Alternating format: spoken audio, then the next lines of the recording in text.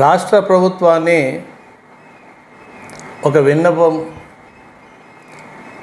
గిరిజన అభివృద్ధికి కేంద్ర రాష్ట్ర ప్రభుత్వాలు ప్రత్యేక చొరవ తీసుకోవాల్సిన అవసరం ఎంతైనా ఉంది.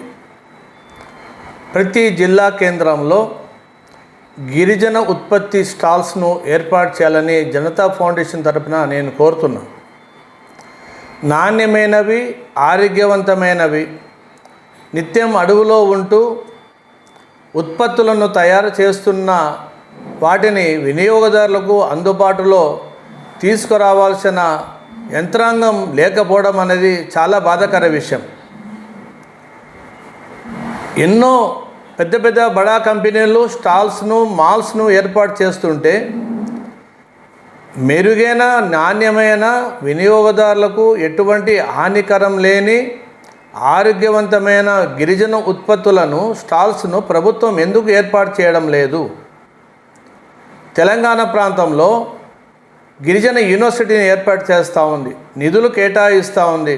అదేవిధంగా ఆంధ్రప్రదేశ్లో కూడా ఖచ్చితంగా గిరిజన యూనివర్సిటీని ఏర్పాటు చేయాలి. గిరిజనుల అభివృద్ధికి దోహదపడాలి. వారిలో ఆర్థికంగా చైతన్యం తీసుకురావాలి. పారిశ్రామికవేత్తలుగా తయారు చేయాలి.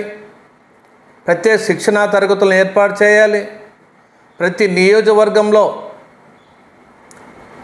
గిరిజన ఉత్పత్తుల స్టాల్స్ను ఏర్పాటు చేయడం వల్ల నాణ్యమైన ఉత్పత్తులను వినియోగదారులు కొనుగోలు చేస్తారు.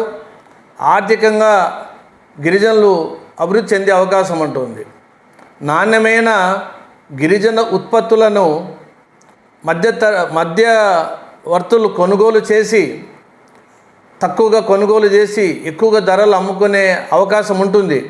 కాబట్టి ప్రభుత్వము, రాష్ట్ర ప్రభుత్వము, ముఖ్యమంత్రి గారికి, నారా చంద్రబాబు నాయుడు గారికి, నరేంద్ర మోడీ గారికి కూడా నేను లేఖలు రాస్తున్నా. ఈరోజు